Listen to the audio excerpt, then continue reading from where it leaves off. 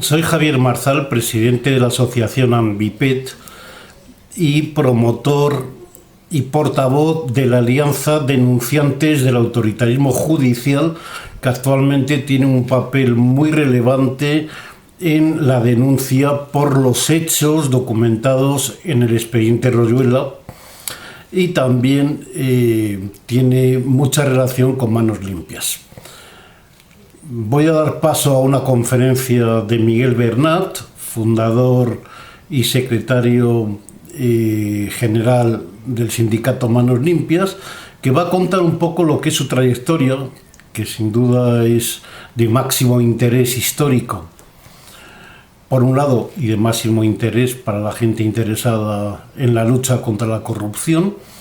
Y después de la conferencia de Miguel en Madrid de la semana pasada, voy a hacer algunos comentarios y voy a relacionar y voy a informar de algunas cosas que está haciendo Miguel referente al expediente Royuela.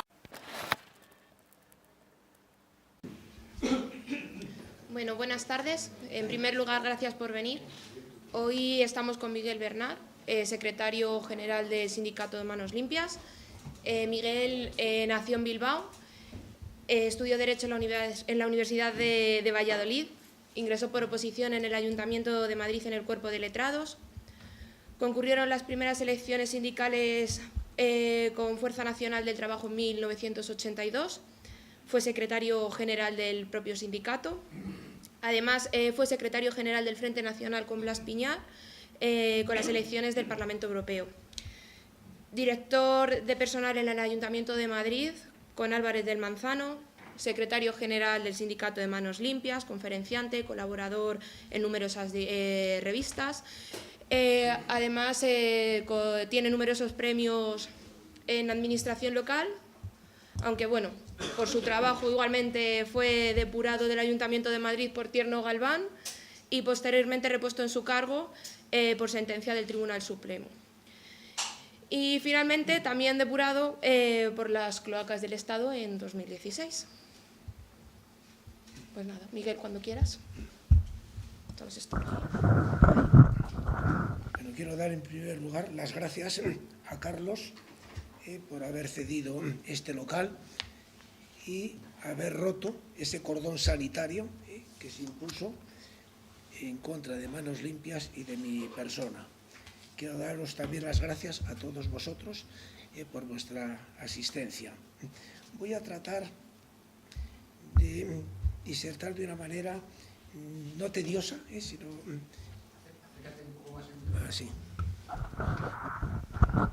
Sí, de una manera no tediosa, exponiendo también algunos documentos que creo que desconocéis y que son verdaderamente interesantes para este devenir de Manos Limpias. Muy bien, os he dicho que se ha roto el cordón sanitario en este local del amigo Carlos. ¿Qué es Manos Limpias? Voy a ser muy breve, porque yo creo que casi todos vosotros lo sabéis. Manos Limpias es una asociación que importa el nombre del movimiento Manu Puliti d'Italia, de los fiscales presididos por Antonio Di Prieto, donde el lema era que allí donde exista un delito tiene que haber alguien capaz de denunciarlo.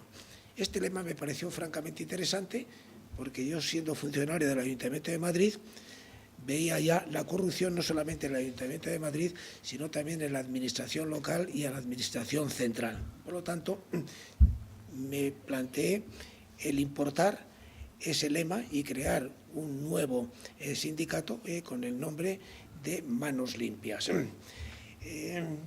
La base para este sindicato la teníamos en el artículo 125 de la Constitución, que ampara la acción popular, y también en el artículo 262 de la Ley de Enjuiciamiento Criminal, que establece que aquellos que por razón de su cargo tuvieran conocimiento de un hecho delictivo estarán obligados a ponerlo inmediatamente, no mañana, ni dentro de una semana, ni dentro de un mes, sino inmediatamente en conocimiento del Ministerio Público o del juzgado de instrucción que corresponda. Por lo tanto, teníamos ya la base para interponer denuncias y querellas en una situación que ya la corrupción había adquirido carta de naturaleza y había anidado en las instituciones españolas. Hay un precedente de todo esto. Este precedente de denuncias y de querellas la tuve yo en mi propia persona, pero no como Manos Limpias, sino como Fuerza Nacional del Trabajo. Siendo alcalde de Madrid, Enrique Tierno Galván, concejal de Hacienda, Rentas y Patrimonio, Joaquín Ligueina, y concejal de Policía y Seguridad, José Barrio Nuevo, yo entonces desempeñaba el puesto de jefe de la sección de Seguridad Social del Ayuntamiento de Madrid. Y me llega un requerimiento de la Tesorería de la Seguridad Social, donde el Ayuntamiento debía más o menos cerca de los 1.000 millones de las antiguas pesetas, porque no estaba ingresando las cuotas ni la patronal del Ayuntamiento ni la de los funcionarios y trabajadores. Y yo, infeliz de mí, no se me ocurre otra cosa que saltarme todas las normas de un funcionario fiel y leal, pero veía que había habido ahí una malversación de caudales públicos y lo puse en conocimiento del fiscal de la audiencia territorial que existía antes. Luego la audiencia territorial ya desapareció. ¿Y esto qué motivó? Que me suspendieran de empleo y sueldo por el artículo 33 sin incoarme ningún expediente disciplinario. Suspendido de empleo y sueldo. Me puse yo entonces, para compensar esa suspensión de empleo y sueldo, a dar clases en una academia para opositores, auxiliares administrativos del Ayuntamiento de Madrid. Presento un recurso vía derechos fundamentales, lo gano en la audiencia territorial, lo gano posteriormente en la audiencia en el Tribunal Supremo y finalmente incluso la OIT condena al Ayuntamiento porque se había decretado que el Ayuntamiento había hecho un uso abusivo de las potestades administrativas, incurriendo en lo que se conoce como desviación de poder. Esto es utilizar las potestades administrativas para fines distintos de los previstos en el ordenamiento jurídico. Se condenó al Ayuntamiento al pago de costas, 8 millones de las antiguas pesetas, sin rechistar. Estos 8 millones de las antiguas pesetas los pagó toda la ciudadanía de Madrid.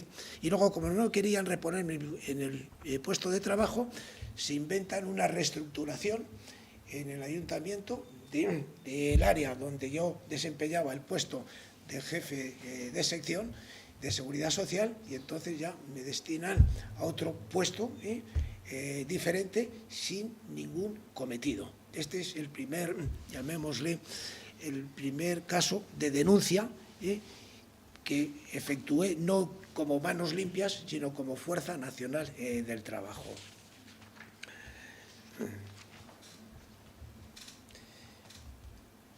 ¿Qué ocurre después? Ocurre después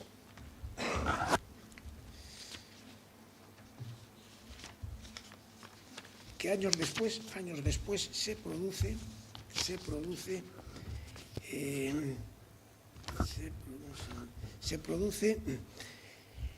yo empiezo a denunciar a partir de entonces, y ya con el aval de delegado sindical. Siempre quiero reconocer que jamás utilicé mi cargo de delegado sindical para ser liberado sindical. Fui el único delegado sindical que no usó ese privilegio, porque me parecía una perfecta inmoralidad que un delegado sindical estuviera por la cara haciendo lo que le diera la gana y cobrando un sueldo. Entonces empiezan una serie de actuaciones, de denuncias, que luego al final haré un resumen, porque el volumen de denuncias y querellas es tremendamente voluminoso, y luego haré una serie de denuncias desde el año 1992, que es cuando el sindicato Manos Limpias irrumpe ya dentro de la vida política, social, económica de España, denunciando a políticos, a sindicalistas, el sistema bancario, a partidos políticos, sindicatos, etc. Bueno, pero en un determinado momento, Manos Limpias, en mi persona, traspasa lo que se conocía como la línea roja, en el sentido de que la infanta y todo su entorno no se podía denunciar, pues porque eso era ya pasarse 20 pueblos. Bien. ¿Cómo se produce esto? Nosotros en el año 2012 iniciamos una primera investigación bien fundamentada, no a lo loco, no como en algunos casos se nos está criticando de que presentamos denuncias y querellas en base a informaciones periodísticas, aunque las informaciones periodísticas, según dijo en su día el que fue fiscal anticorrupción Jiménez Villarejo, deben investigarse porque siempre pueden salir de ahí delitos. Bueno, después de un estudio exhaustivo decidimos presentar una querella, no denuncia, una querella contra la infanta y contra su marido Iñaki o Ignacio Urdangarín. Esto ya supuso que las cloacas del Estado ya se fijaran en nosotros, y hay una reunión que es determinante. Hay una reunión en febrero del 2013 en Zarzuela, entre entonces presidente del Gobierno, Mariano Rajoy, la vicepresidenta Soraya Sáez de Santamaría, el entonces ministro de Justicia, Alberto Ruiz Gallardón, el fiscal general del Estado, Eduardo Torres Dulce, con el emérito. Entonces, no era emérito, sino ejercía sus funciones de jefe de Estado. Entonces deciden que hay que dejar caer a Urdangarín y hay que salvar a la infanta como sea. Y como sea, pues, ¿qué había que hacer? Como la única acusación popular era Manos Limpias, se encarga a Soraya Sáez de Santamaría, de la que dependían los servicios de información del CNI, averiguar y hacer un seguimiento de toda la vida, no solamente de Manos Limpias, sino la vida personal y familiar de Miguel Bernat. Después de un estudio exhaustivo, el informe del CNI a Soraya,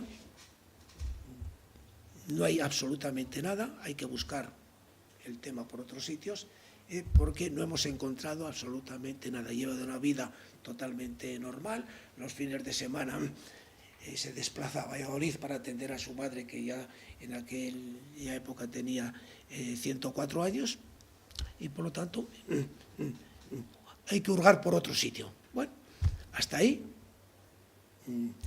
esa investigación del Centro Nacional de Inteligencia, cuyo resultado fue 0.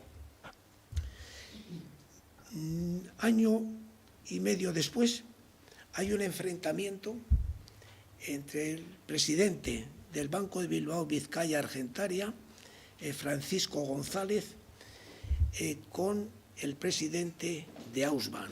Este enfrentamiento se produce porque Ausban había conseguido un éxito en los tribunales europeos y se había condenado a muchos bancos, entre ellos al Banco de Bilbao Vizcaya Argentaria, con el tema de las cláusulas suelo.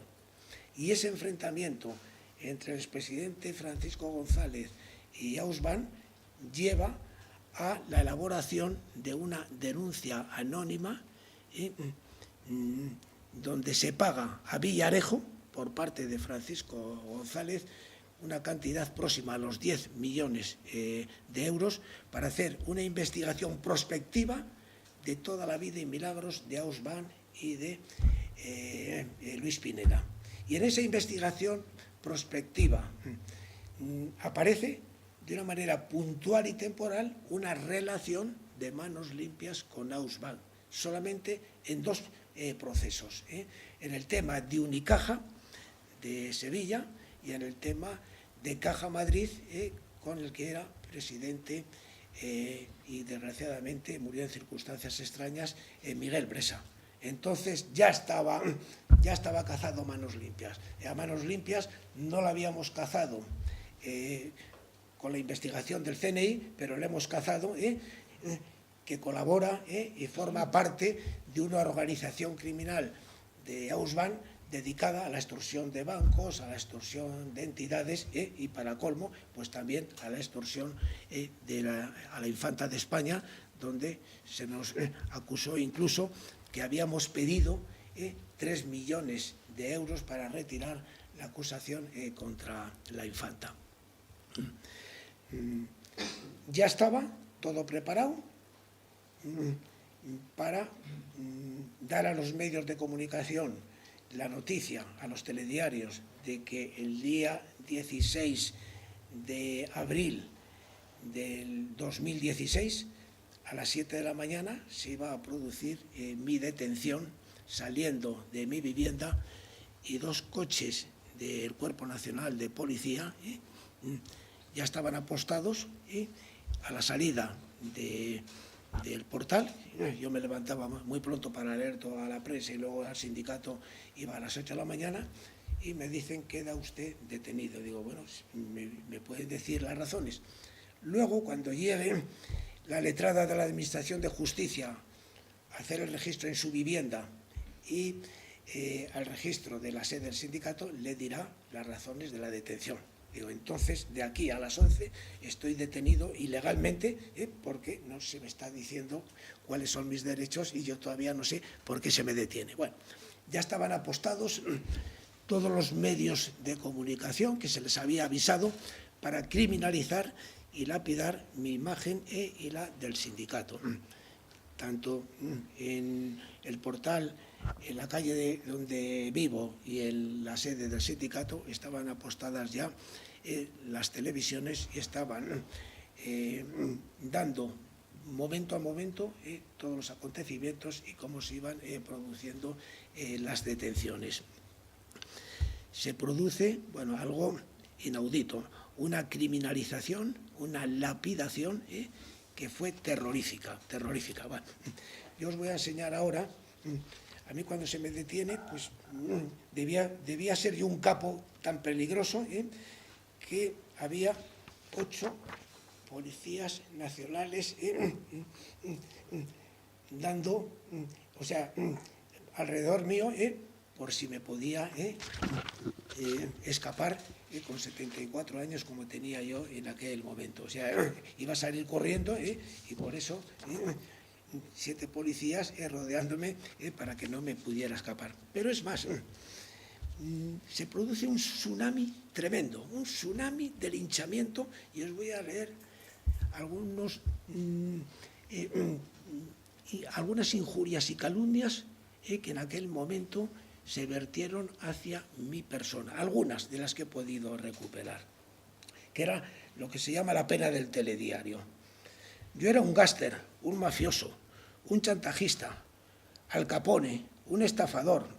Miguel Bernat, cuando ponía querellas, percibía orgasmos. Hasta eso se ha estado soltando en los medios de comunicación escritos y por televisiones. Miguel Bernat chantajeó a la infanta pidiendo 3 millones.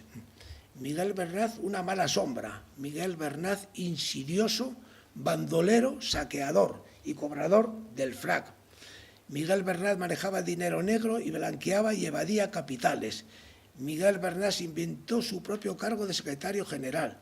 Miguel Bernat falsificaba actas. Miguel Bernat ni atisbo de honorabilidad. Miguel Bernat utilizaba la justicia como negocio. A Miguel Bernat le gustaban los relojes de lujo, los coches de lujo, las mujeres de lujo y el manejo de las tarjetas de crédito. Miguel Bernat era el dirigente de una organización criminal dedicada a la extorsión de bancos e instituciones del Estado. Manos Limpias era un negocio para el bolsillo de Miguel Bernat. Miguel Bernat está a buen recaudo en la cárcel. A Miguel Bernat había que aplicarle la ley de memoria histórica, no solo por apología del franquismo, sino también por su comportamiento delictivo a los resabios del antiguo régimen. Manos Limpias se enriqueció mediante el desarrollo de graves actividades delictivas. Manos Limpias igual a bragas sucias. Manos limpias igual a manos arriba. Y así os podía seguir soltando verdaderas barbaridades que se lanzaron contra el sindicato y contra mi persona. Fuimos objeto de varias portadas en el periódico cortesano ABC, como diciendo, estos, antes de que haya juicio, hay que dar la imagen de que este es un delincuente. Este es una portada de ABC. Esta es otra portada de ABC donde dice Bernat controla Manos Limpias desde la cárcel. Manos Limpias falsificó el acta con la que se personó en NUS.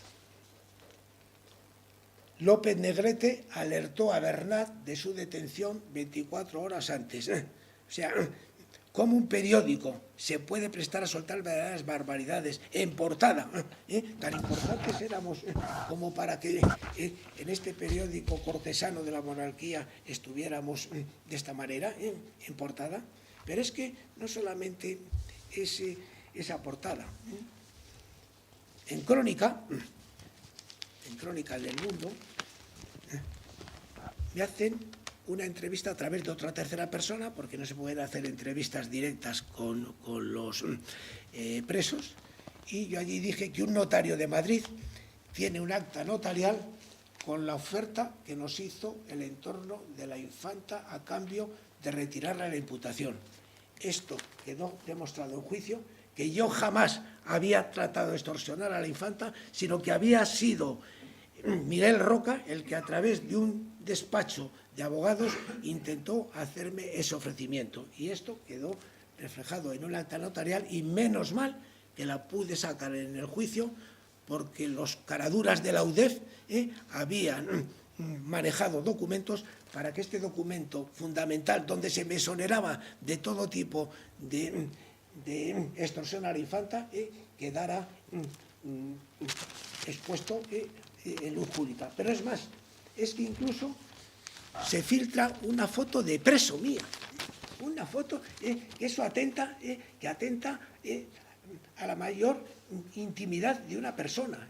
Lo denuncio en la Agencia de Protección de Datos una vez que salgo de la cárcel, y la Agencia de Protección de Datos se lava las manos y dice que es imposible saber de dónde ha salido esa foto de preso. Pero bueno, ¿cómo que no? Porque no os interesaba que yo era un preso y había que criminalizarme. Salgo de prisión y entonces el ABC, cómo no, publica el líder de Manos Limpias, libre tras depositar 50.000 euros. Estos 50.000 euros me los tuvo que abonar mi hermano, porque yo tenía una pensión de jubilación y no tenía cash bajo ningún concepto, porque se me había olvidado deciros que en el registro que hizo la UDEF en mi domicilio encontraron 700 euros, que era lo que quedaba para terminar el mes. En el registro que hizo la UDEF en la sede del sindicato, 350 euros.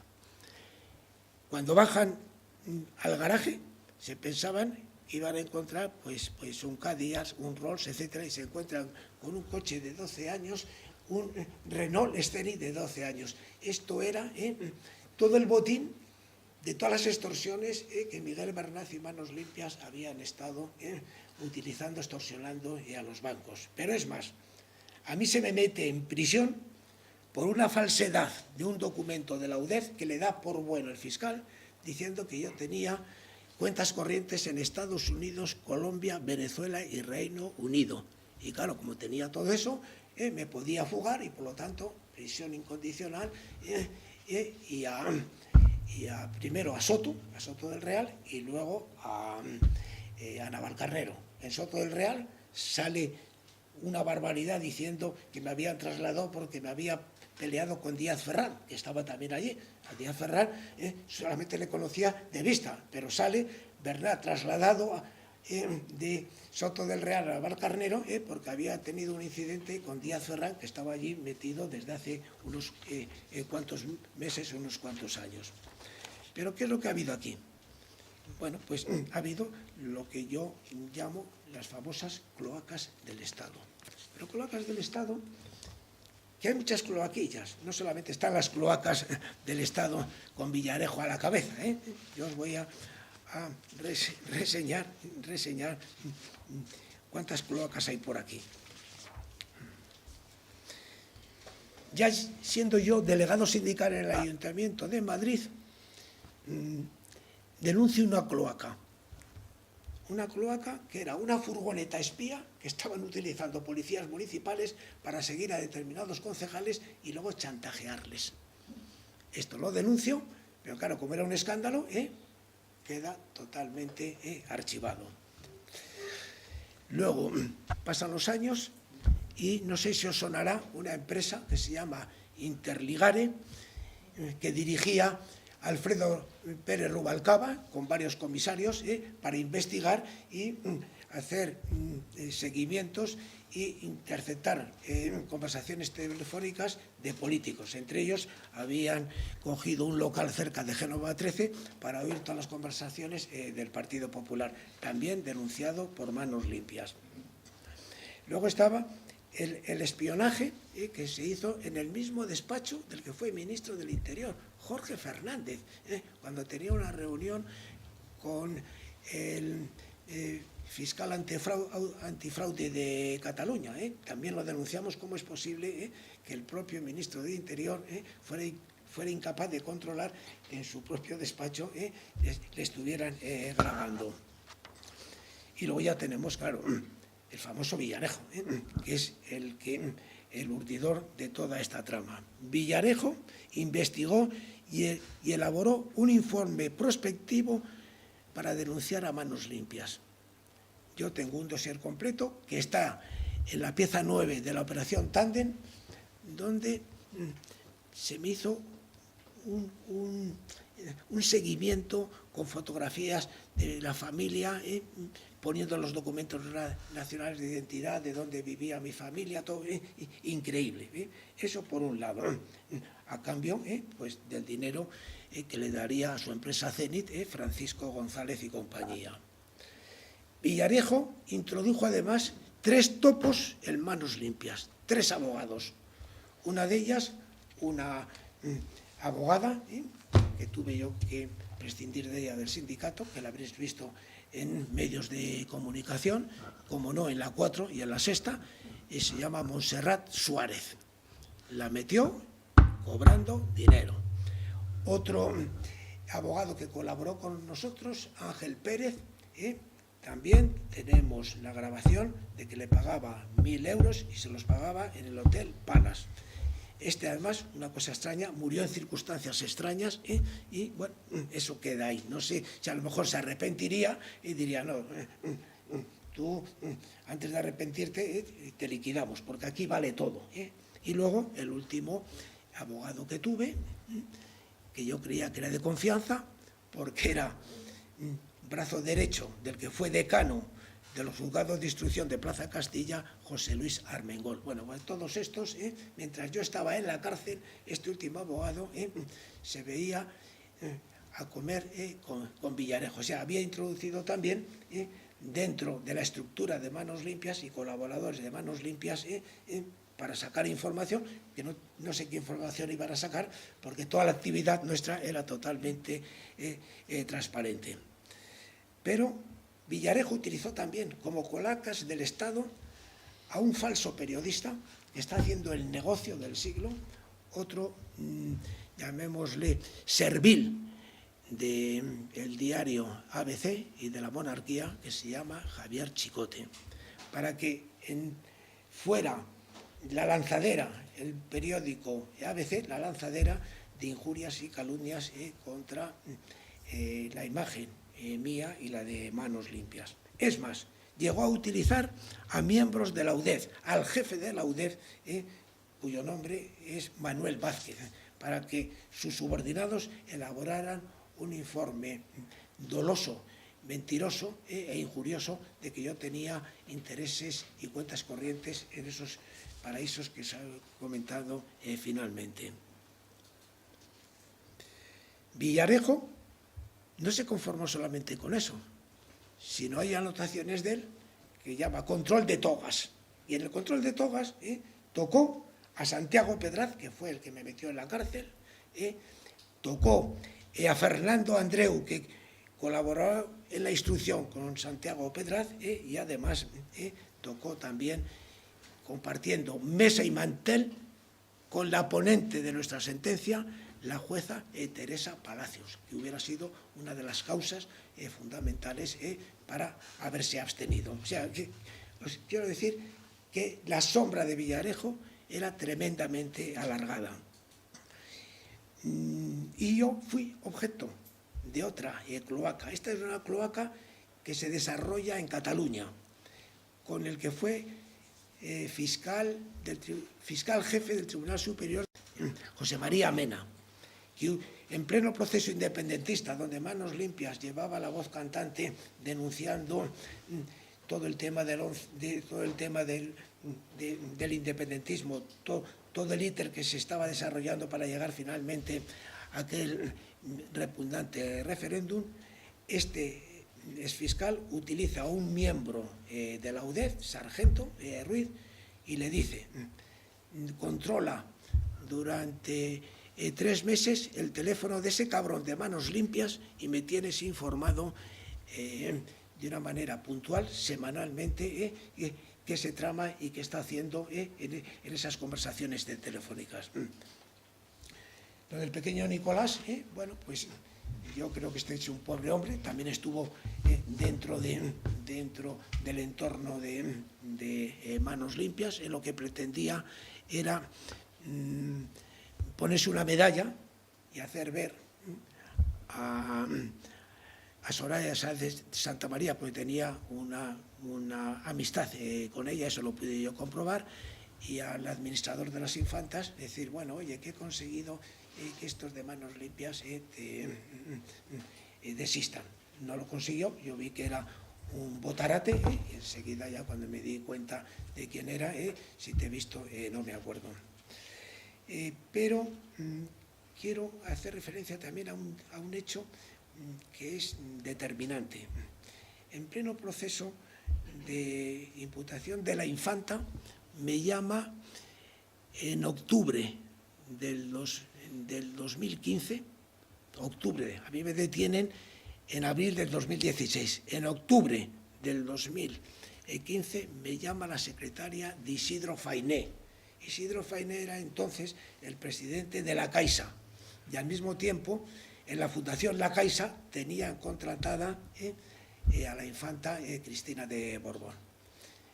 Me dice el presidente que a ver si puede tal día venir aquí a la sede principal de la Caixa, es un tema de Estado, a ver si me puede venir. Digo, bueno, le pagamos lógicamente el avión, ida y vuelta, y la estancia si fuera necesaria. Digo, yo avión no quiero, iré en el día, tampoco me puedo quedar más de un día, y bueno, y a ver lo que quiere. Yo ya sabía por dónde iban los tiros. Llego allí a la estación de Sas y hay un coche de la Fundación La Caixa que me recoge, me reconoce y me lleva a las 5 de la tarde a la sede principal de La Caixa, donde estaba allí, en el piso 12, estaba el señor Fainé. Me da un abrazo como si me conociera de toda la vida. Oh, qué labor tan buena estáis haciendo. Bueno, dice, bueno, mira, te llamamos, porque claro, sé que estáis con el tema de lo de la infanta, se está aprovechando los republicanos de que se está deteriorando la imagen de la monarquía y por lo tanto, mira a ver qué se puede hacer. Y digo, mira, pues a estas alturas de la película, muy poquito. Digo, porque si yo reculo, me van a decir, a saber lo que le han dado a este, cuando después de tanto tiempo ahora va a retirar la imputación de la infanta. Hombre, mira, a ver, porque te lo va a agradecer también. Ya el rey era Felipe VI, ya el emérito ya estaba fuera. Y si te recibiría Felipe VI en una audiencia privada por la tarde, de una manera discreta, para darte las gracias. Digo, mira, para que veas que yo no me cierro en banda, voy a ver qué posibilidades hay. Digo, pero ten en cuenta una cosa, que poner en un desistimiento que por razones de Estado, eso no se lo cree nadie.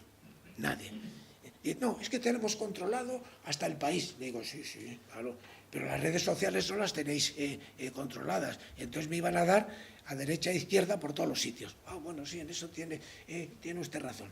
De todos modos, te pido por favor, a ver, tengo un abogado mío de confianza, que era el presidente de TV13 y de la COPE, José María Mas Millet. Dice, este es un abogado de mi confianza, mira a ver lo que podéis hacer y tal. Bueno, yo dije, bueno, pues me lo pides, una razón de Estado, te lo pide también el nuevo, Felipe VI. Bueno, en aquella conversación me dijo que tenía un problema tremendo la familia Urdangarín, que él había tratado de suicidarse 4 veces,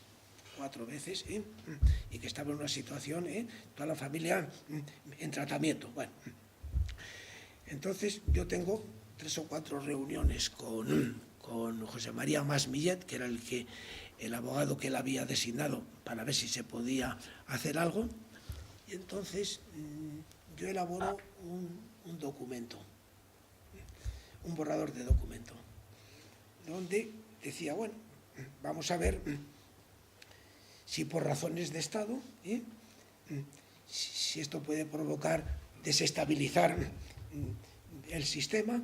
Digo, bueno, y entonces hago un borrador donde reflejo lo siguiente, que estaríamos dispuestos a una retirada o desistimiento con 2 condiciones. Yo me quería cubrir las espaldas para que no me dijeran, este jeta bajo cuerda le han untado. Primero, que reconociera el delito, Urdangarín y ella. Y en segundo lugar, que devolviera el dinero que habían obtenido del gobierno balear de Jaume Matas, de Ruy Gallardón aquí en Madrid, porque aquí en Madrid Ruy Gallardón tenía que estar procesado, lo mismo que estuvo Jaume Matas, y lo mismo que tenía que haber estado procesada también la presidenta que murió de la Generalitat valenciana. Porque esas 3 administraciones, el matrimonio Urdangarín saqueó dinero público, tanto en Baleares como en Madrid. En Madrid fue aún más descarado, porque resulta que Ruy Gallardón les soltó 112.000 euros sin haber hecho absolutamente nada, un informe sobre la candidatura del Madrid 16, la candidatura olímpica. Entonces, cuando se le pide, a ver, ¿dónde están las gestiones? Hay solamente un folio de la gerente de la Fundación Madrid 16, diciendo que había hecho unas gestiones y nada. O sea, fue un verdadero desastre. ¿Por qué no se juzgó a Ruy Gallardón y a Rita Barberá en Valencia? Porque al juez Castro, si llega a imputar que nosotros le habíamos pedido a Ruy Gallardón y a Rita Barberá, se le había ido el procedimiento de Palma de Mallorca porque eran aforados ante el TSJ, tanto Ruy Gallardón aquí en Madrid como Rita Barberá en el TSJ de Valencia. Esto, claro, no les convenció, este borrador no les convenció, y ahí ya, como posteriormente ya se produjo mi detención, eso quedó ahí totalmente arrinconado, pero quedó en los archivos, en los discos duros de manos limpias, que la UDEF trató de que estos documentos y el acta notarial no figuraran en el sumario, lo que pasa que, bueno, había un doble juego y, por lo tanto, esto se pudo aportar en el juicio oral y, por lo tanto, salir absueltos de esa acusación que se nos hizo de organización criminal y de haber intentado extorsionar a la infanta de España y a Miguel Roca pidiéndole 3 millones de euros. Pero bueno, en la detención yo recusé al juez Santiago Pedraz. Y normalmente, cuando te detienen, los abogados te dicen que no declares en sede policial. Pero como yo lo tenía todo tan claro y no tenía por qué ocultar nada, yo declaro en sede, en Canillas, en sede policial, un día antes de que me llevan ya a comparecer ante Pedraz y luego a la prisión. Entonces, digo, quiero manifestar que desde mi punto de vista y dadas las informaciones de que dispongo, se trata de una detención política.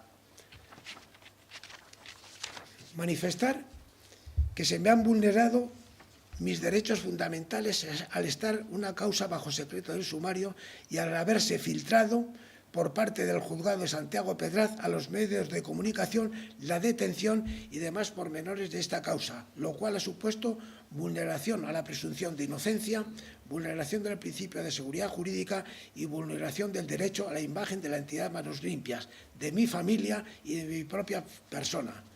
Finalmente, destacar que es conocido un presunto conflicto de intereses con el magistrado juez que ha dictado mi detención, que todo es causa y consecuencia del procedimiento que se está llevando en Palma de Mallorca en el caso conocido como Instituto Nus, en el que la única acusación contra la infanta Cristina de Borbón es la de Manos Limpias, que con anterioridad a la celebración de las cuestiones previas en Palma de Mallorca se intentó por diversos conductos que desistiera de la imputación de la infanta, donde entre otras recomendaciones se me hizo que en su momento diré qué personajes me advirtieron en esto, incluso no quiero poner ahora en evidencia que magistrados de la Sala Segunda del Tribunal Supremo hicieron lo posible también para que yo me retirara de la acusación. Bueno, pues este era un caso clarísimo para que Pedraz, íntimo amigo de Garzón, el alumno aventajado de Garzón, que se tenía que haber abstenido, pero puso a Garzón mi cabeza, porque a Garzón conseguimos nosotros con Manos Limpias, con el tema del juicio al franquismo, sacarle de la carrera judicial. Pero es más, luego ya cuando se celebra el juicio, la ponente, Teresa Palacios, que compartía mesa y mantel con Villarejo y que estaba contratada en la escuela Juris de Derecho, donde Villarejo, en el control de togas, había contratado a media docena de magistrados y jueces, y donde los alumnos tenían que pagar por ese curso 15.000 euros anuales.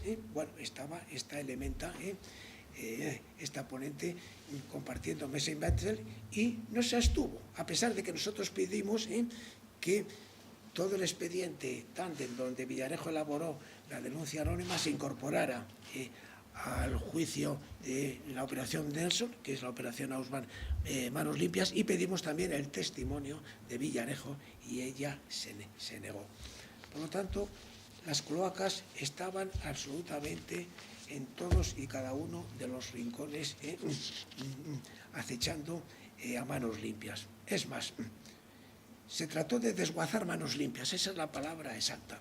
El fiscal Pedro Rach, uno de los máximos defensores de la infanta, porque la infanta no solamente tuvo sus defensores Miguel Roca y su despacho, Silva, también tuvo su abogado defensor, Pedro Rach, en una situación vergonzosa, porque nunca se ha visto que un fiscal en la historia de España defienda a un imputado, ya es el colmo de los colmos. Pero es que también tuvo de defensor al abogado del Estado, que también estaba de su parte, y tuvo también de defensor a un inspector de la agencia tributaria. Entonces, ¿qué hacía Pedro Rach? Se desplazaba de Palma de Mallorca aquí a la Audiencia Nacional para que con los fiscales de la Audiencia Nacional a ver de qué manera se desguazaba a manos limpias, porque si una vez se desguazaba manos limpias, la infanta no hubiera podido sentarse en el banquillo de los acusados en Palma de Mallorca. Por lo tanto, el desguace de manos limpias estaba también previsto. Juicio. Bueno, en el juicio se me pide por el fiscal 35 años de cárcel. 35 años de cárcel. Dice que había extorsionado a Unicaja, al Banco de Bilbao, al Banco de Santander, al Banco de Sabadell, a Caja Madrid, a la Infanta, a la Volkswagen, y que era una organización criminal. Venga, 35 años, y encima acepto la personación, que no lo sabe la gente, que pintaba en mi procedimiento Podemos, el partido político Podemos. ¿Pero qué hacía el partido político Podemos acusando a manos limpias?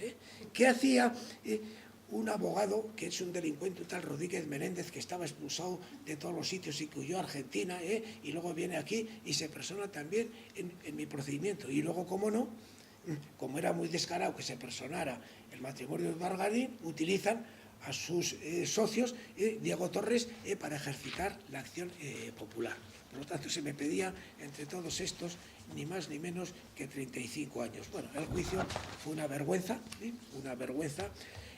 viene de un ilícito penal, estaba contaminado ya con el tema de la recusación de Pedra, se manipularon discos de manos limpias. Esto está acreditado por un informe pericial, donde se decía, un informe pericial pedido por manos limpias y no opuesto por el fiscal, donde se decía que se habían manipulado documentos de todo el sumario. Y luego ya sale la sentencia. La sentencia sale el 31 de julio del año pasado, cuando nadie se enteraba de nada. Entonces, como había que buscar algo, porque si no era muy descarado, 10 meses de cárcel y salir a sueltos así por las buenas, y esta ponente, que compartía mesa y mantel con Villarejo, Teresa Palacios, dice, bueno, a ver, ¿por dónde le busco? Pues venga, vamos a acusarle por Unicaja.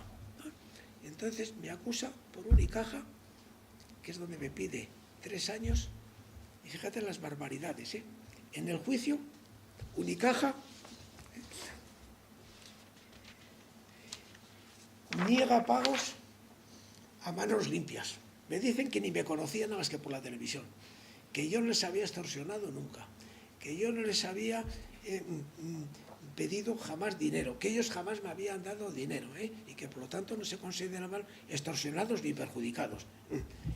Y luego, no solamente la declaración de los testigos en juicio, que desmontan cualquier atisbo de, llamémosle, de extorsión hacia esta entidad, resulta que coge y dice, venga, a este le meto 3 años. Pero como luego le debía remorder un poco la conciencia, a este le meta, dice, bueno, pero como no se ha llevado un duro, no tiene ninguna responsabilidad civil Miguel Bernat. Oiga, ¿en qué quedamos? La extorsión implica un perjuicio para la entidad extorsionada y un beneficio para el que ha conseguido ese dinero. Bueno, pues ahí me mete 3 años. Esto está recurrido, lógicamente, en casación. Yo estoy totalmente seguro, a no ser que prevariquen los magistrados, y luego tendríamos la posibilidad de Europa para que corrijan todos los desmanes de esta porquería de justicia que tenemos en este país. Entonces, de los 35 años ha quedado reducido eso, y encima sin responsabilidad civil. Pedí rectificaciones en varios medios de comunicación que me habían puesto a parir, pero eso les daba lo mismo. Decían que como había pasado mucho tiempo, que no rectificaba. Bueno, entonces yo ya salgo de absuelto, tanto a título personal de responsabilidad civil, y al sindicato ni organización criminal ni nada que se le parezca, y entonces yo me planteo 2 alternativas: o dejarlo todo y dedicarme a la familia, que es lo que en un principio lógicamente tendría que haber hecho, o continuar.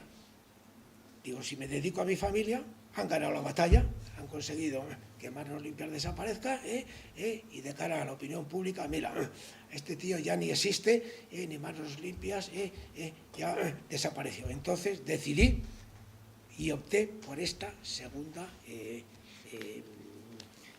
alternativa. Y empezamos, pues otra vez, la lucha silenciada, menos el último mes, que ya se han empezado a dar cuenta determinados medios de comunicación que no nos han matado y que ya empiezan a decir, oye, pero esto que está haciendo ahora Manos Limpias, ¿qué pasa? ¿Que les está financiando Vox? ¿De dónde sacan el dinero para las últimas denuncias y querellas? Bueno, entonces, una vez que salgo ya de prisión, con esa cantidad que me pone mi hermano para poder salir, bueno, es que luego hay otro tema, hacen tales barbaridades, que en vez de embargar en su momento, llamémosle, las propiedades de un condominio de una herencia familiar, son tan burros que embargan todo un condominio familiar en vez de embargar la parte correspondiente a mi persona. Bueno, eso todavía estoy luchando con esa verdadera barbaridad que cometieron también. Entonces, empiezo una serie de actuaciones que las voy a leer muy brevemente. Denuncié a Fabián Picardo ante la Audiencia Nacional por actividades ilícitas, el contrabando de tabaco. Denuncié ante la agencia tributaria que se inspeccionara a Colina y al Rey Emérito por presuntas comisiones ilegales depositadas en paraísos fiscales. Denuncié la malversación de caudales públicos del presidente de Cantabria, Miguel Ángel Revilla, por emplear 50.000 euros de fondos públicos en comprar latas de anchoas a correligionarios del PRC. Denuncié a la ministra Dolores Delgado ante la Sala Segunda del Supremo y al exjuez Baltasar Garzón con motivo de las revelaciones de Villarejo por no perseguir delitos y encubrimiento cuando Villarejo les manifestó en una comida que explotaba una red para obtener informes vaginales a políticos, empresarios y jueces. Denuncié el trato de privilegio de los presos del Procés en la cárcel catalana de Lledoners. Denuncié el escándalo de los implantes de prótesis en malas condiciones que afectan a más de 25.000 enfermos. Denuncié ante el Ministerio del Interior, Fiscalía General y Audiencia que se procediera a ilegalizar la CUP y los CDR. Denuncié a Francisco González y el Banco de Bilbao por cohecho. Denuncié la factura de la luz. Denuncié ante la Agencia de Protección de Datos la filtración de sumarios judiciales. El 25% de las clases en castellano. 3 denuncias, la última ha sido hace 24 horas, cuando la Generalitat ha aprobado un decreto ley donde se ha reído, ha burlado la sentencia judicial y ha dicho el 25% de castellano os lo tragáis porque aquí no se va a cumplir. Denuncié la judiada que le hicieron al teniente coronel Pérez de los Cobos, la directora general de la Guardia Civil. El caso Gali, la profanación de la tumba de Franco, el recibo de luz de Iberdrola, la inflación entonces del 6,5%, la manifestación del 8 de marzo, al delegado que ahora lleva el tema está en el Consejo Superior de Deportes. Denuncié la mesa del diálogo Sánchez independentistas, el indulto de los presos del Procés y el aval de la Generalitat por la multa de malversación. A Raúl Morodo, que fue embajador de España en Venezuela, nombrado por Zapatero, un escándalo tremendo de comisiones. El tema del rescate de Plus Ultra. A Mónica Oltra con el tema de su marido. A Marisel Batet, a Gabriel Rufián, a Luis Rubiales y Alberto Garzón. También denuncié los intereses de las fianzas de los depósitos. O sea, cuando un imputado tiene que depositar un dinero en la cuenta de consignaciones de un juzgado y de un tribunal, si hay sentencia y no tiene responsabilidad civil, al cabo de los años, ese dinero se les devuelve sin intereses.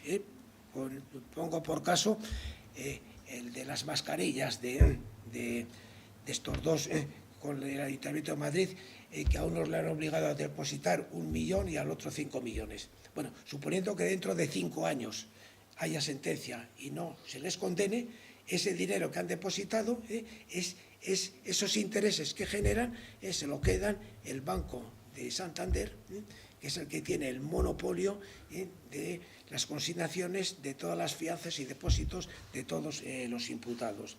Denuncié también a Pablo Echenique, la financiación de Podemos, la niñera de Irene Montero y los geos en la Embajada de Bolivia. Pero los casos más significativos, antes de este nuevo amanecer de Manos Limpias, os puedo decir que fueron el Instituto NUS, la Expo 92, los ERES de Andalucía, donde Mercedes Alaya solamente nos pidió 300 euros de fianza, a Picardo, cuando lanzó los 72 bloques de hormigón para que los pescadores españoles no pudieran faenar, a Tucha y a la Mesa del Parlamento, cuando no quisieron disolver Batasuna, los atentados del 11 de marzo, donde Manos Limpias estaba ahí con Alcaraz denunciando toda la porquería y cómo se cerró en falso esa masacre. Denunciamos a Del Olmo y a Olga Sánchez, que era la fiscal y el instructor, porque tuvieron la poca vergüenza a las 48 horas de destruir los trenes, que era la prueba más clara de cuál era lo que el componente de la explosión. Denunciamos a Baltasar Garzón, que al final fue inhabilitado, el asalto al Parlamento catalán, que fuimos los únicos, a la familia Oriol Ferrusola, que nos pidieron una fianza de 6.000 euros. Esa fianza de 6.000 euros la abonó un compañero mío de colegio, que económicamente estaba muy bien, y se enteró de que nos faltaba para llevar a los tribunales a Oriol Soleil y a Marta Ferrusola, y el referéndum del 1 de marzo, la iniciación de la querella la inicia Manos Limpias. Lo que pasa que al meterme a mí en la cárcel, Vox coge la bandera y la hace suya, como si hubiera sido Vox el que hubiera llevado, hubiera sentado en el banquillo a los independentistas. Aquí hay un tema que es más que sería muy largo extenderme, un tema que es que el que se ha salido de rositas ha sido Artur Mas. Todo el proceso independentista lo termina Puigdemont y compañía, pero la iniciativa y la proposición, todo se inicia con Artur Mas, y Artur Mas ha quedado totalmente libre. Y el Código Penal te dice claramente que no solamente son autores de un delito los autores materiales, sino los que inducen, proponen, etcétera, etcétera.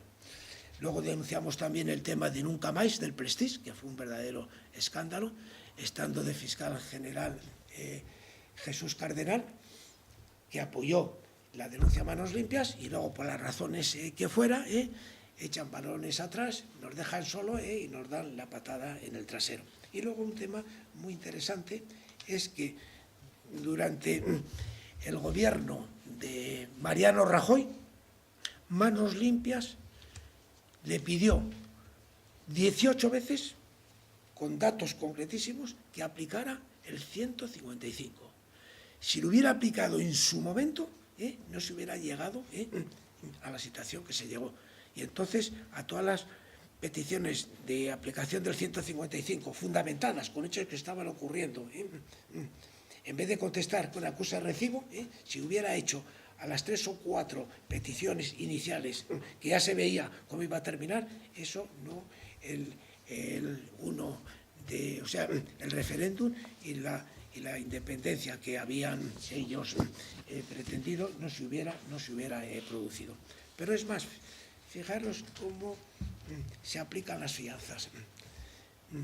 En la fianza de la Expo, que la llevaba Garzón, para que Manos Limpias no pudiera ejercitar la acción popular, que la ejercitamos, dicta una providencia donde me pide 30 millones de pesetas en metálico en 10 días. Hace falta tener cara, hace falta tener cara dura. Esto es indignante, esto es indignante. Esto es como funciona la justicia en este país y miembros, porque este forma parte de las cloacas del Estado. Se cree que la justicia se puede manejar a su libre albedrío. Y luego otro tema, cuando me dicen, no, es que tú a los del PP no les has hecho nada. ¿Cómo que no les he hecho nada? Si nosotros denunciamos transversalmente derechas, izquierda y centro. Y aquí tengo cómo el caso Gürtel lo inició Manos Limpias, no por ahí como están diciendo que si fulano mengano. Y aquí tengo la prueba de cómo el juez instructor en su momento, Pedreira, que ya falleció, me pidió 1.500 euros para iniciar toda la trama Gürtel. Pero es más, y no quiero, porque son tantas cosas, os voy a dar también algunos datos de otras denuncias que creo que son muy interesantes. A ver cómo andamos de tiempo. Bien. Denunciamos el fraude de los MIR, la ley del catalán, el caso Couso, los vuelos de la vergüenza, el rescate de los cooperantes,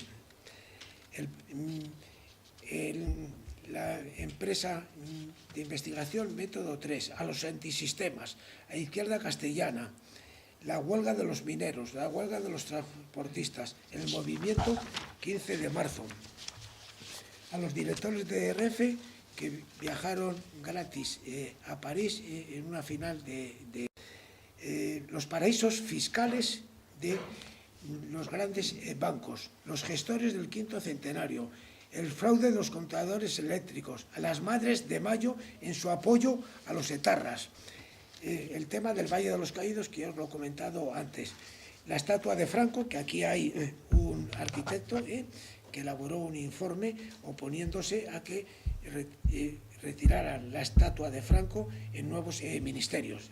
Fue una pelea tremenda. Los ataques, el fraude al carbón, el fraude a las facturas falsas, el JAC 44, la deuda de Joaquín Leguina, la ecotasa balear, los sucesos de Lejida, los servicios de urgencia de los hospitales, las acampadas de Sitel. Dentro del deporte, Ángel María Villar, todo el fraude, ahora es Luis Rubianes, el sucesor, que está igual que Ángel María Villar. Las alineaciones indebidas, la venta del Racing de Santander, el caso Neymar, el circuito de Jerez, los pasaportes falsos de los futbolistas, el fraude del IRPF de los jugadores de fútbol. Dentro de la moral, el botellón, las clínicas abortistas, todas las clínicas abortistas de España han sido denunciadas por Manos Limpias, el Mar, Dator, etc. La píldora del día después, los lunis, las bandas de los NET, las bandas de Alcorcón, las balconadas de Magaluf, la asquerosa cabalgata de Reyes en la época de la anterior alcaldesa y los moving en los colegios. Bueno, yo creo ya sería mucho seguir dándoos más datos y únicamente yo quería terminar esta pequeña disertación con una frase que para mí es de rabiosa actualidad, porque lo he vivido en mis propias carnes. Yo sé que sabéis quién pronunció esta frase en su día. Bienvenidos los tiempos difíciles, pues ellos harán la depuración de los cobardes. Yo me he encontrado que esta frase ha encajado perfectamente en mi situación y os agradezco vuestra presencia y aquí estáis fieles y leales. No sabéis la cantidad de gentuza que salió del barco pensando, ratas, pensando que esa criminalización y esa lapidación les podía contaminar y ahora sí, ahora cuando ya ven que las cosas han cambiado y que no es lo que se decía, y ahora mi más absoluto desprecio hacia ellos. Y muchas gracias, y ahora estoy dispuesto a cualquier pregunta que me queráis hacer.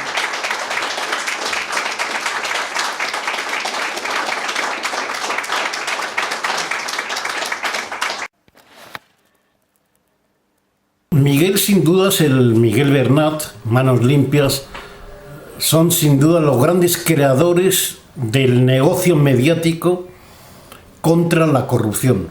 Un negocio en el cual Miguel y Manos Limpias no han ganado ni un euro con este negocio, pero sí se han lucrado la mayor parte de los medios de comunicación, periodistas, etcétera.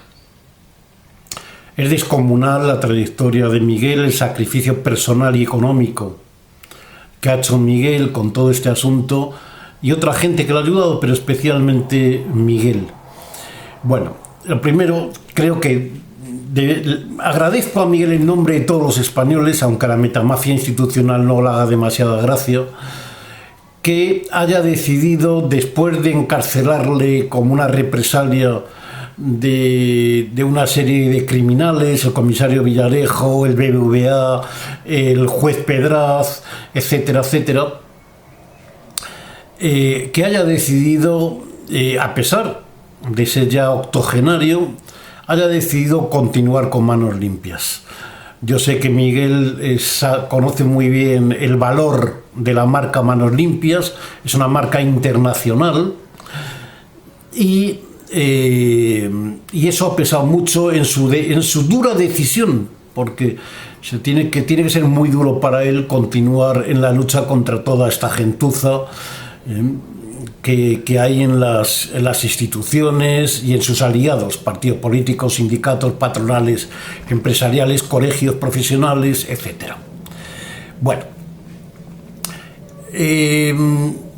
por un lado, eso, felicitar a Miguel que haya seguido, y por otro lado, también felicito a Miguel la valentía de decir que el sistema judicial está podrido y que los capos de mafiosos del Tribunal Supremo, encabezados por el capo Marchena de la Sala de lo Penal, si desestiman la casación, será porque están prevaricando. Eso lo ha dicho Miguel y yo también lo digo. No creo que se atrevan, porque tendría... Bueno, no creo que se atrevan. Bueno, Miguel estuvo el 27 de noviembre del 2021 en la oficina de los Royuela. Como bien dijo en el vídeo de ese día Santiago Royuela, fui yo quien convenció a Miguel para que viniera a la oficina Royuela. A Miguel le conozco hace años y cualquiera que vea la página de Manos Limpias podrá ver artículos míos, y hay uno muy relevante sobre quién es Miguel y Manos Limpias, tanto en España como a nivel internacional. Yo recomiendo a todo el mundo que lo lea. Bueno, después de aquella declaración que hizo Miguel de que iba a denunciar el expediente Royuela, Miguel no ha parado de trabajar en el expediente Royuela hasta el día de hoy y sigue trabajando en el expediente Royuela. Miguel y yo hablamos, hemos hablado decenas de veces desde aquella fecha, decenas de veces hablando casi en exclusiva del expediente Royuela, y estamos trabajando para ver qué hacer con el expediente Royuela. Miguel ya ha hecho bastante, ya ha hablado con políticos, con medios de comunicación, etcétera, poniendo su sello de seriedad en el expediente Royuela. Pero hará más cosas. Miguel hará más cosas. Miguel es muy importante, la marca Manos Limpias, el reconocimiento nacional e internacional, es muy importante que cuando llegue el momento esté ahí para impulsar que sea investigado con seriedad el expediente Royuela. Si Manos Limpias no ha aparecido en los medios, no ha denunciado el expediente Royuela hasta ahora, es porque no era conveniente para Manos Limpias ni para el expediente Royuela. Ya sé que esto es difícil de comprender, pero es así. Como dice Santiago, adelante y difusión.